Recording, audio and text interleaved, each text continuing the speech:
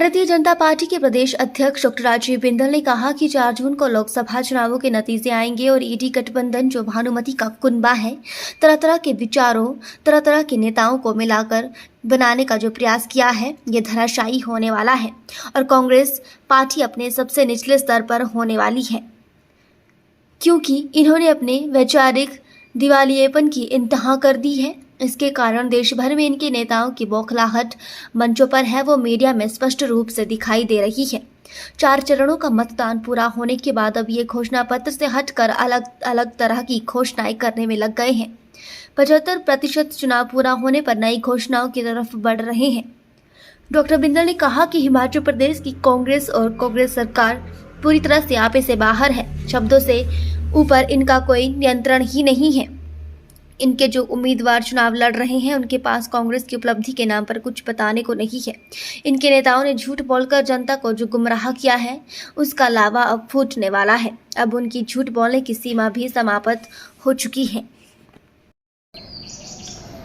4 जून को देश के नतीजे आएंगे और ये इंडी गठबंधन जो भानुमति का कुनबा है, तरह तरह के विचारों के, तरह तरह के नेताओं को मिला करके गठबंधन बनाने का प्रयास किया है, ये धराशायी होने वाला है और कांग्रेस पार्टी अपने लोएस्ट लेवल के ऊपर जाकर खड़ी होने वाली है, क्योंकि इन्होंने अपनी वैचारिक बैंकरप्सी की इंतहा कर दी है। उसके कारण आज देश भर में जो इनके नेताओं की बौखलाहट है, वो मंचों के ऊपर और मीडिया के सामने स्पष्ट रूप से दिखाई दे रहे। अपनी हार को देखते हुए 4 चरणों के चुनाव के बाद अब ये घोषणा पत्र से हट करके कुछ और घोषणाएं करने के लिए लगे हैं। जब 75% चुनाव पूरा हो गया, उसके बाद नई घोषणाओं की तरफ बढ़ रहे हैं।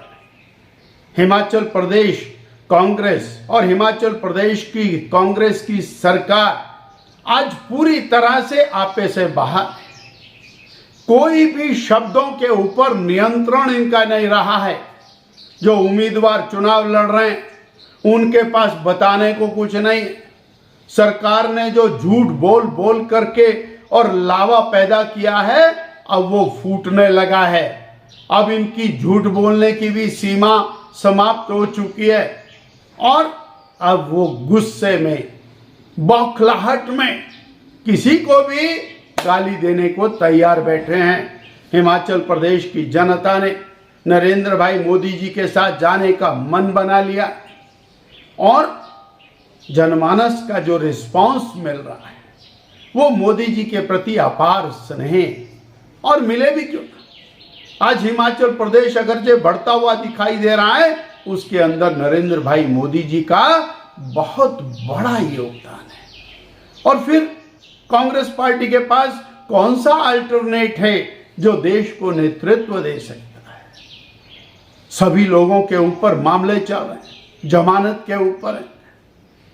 समाज के अंदर उनकी विशिष्ट और प्रतिष्ठा उस प्रकार की नहीं, और कांग्रेस के नेताओं का टुकड़े टुकड़े गैंग के साथ संबंध होना, कांग्रेस के नेताओं का और पाकिस्तान परस्ती का जो लेबल लगा करके घूमना, पाकिस्तान का कांग्रेस के प्रति समर्थन देना, ये सारी बातें देश की जनता को ठीक से समझ आ रही है और तुष्टीकरण की राजनीति, जाति और धर्म के आधार के ऊपर बांटकर वोट मांगने का एक जो योजना पूर्वक पोलराइजेशन करने की योजना है, उसको भी जनता ने समझ लिया।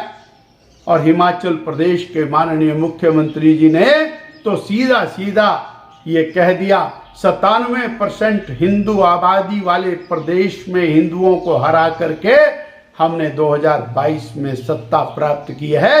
इतना अहंकार मुख्यमंत्री जी को हो गया कि उन्होंने 97% हिंदुओं को हराया। इस बार हिमाचल की जनता हिसाब करने वाली है और 1 जून को वोट डालेंगे और भारतीय जनता पार्टी नरेंद्र भाई मोदी के पक्ष में वोट डालेंगे और फिर हिमाचल प्रदेश की जनता कांग्रेस के निकम्मे व्यवहार का जवाब उन वोट के माध्यम से देने वाले।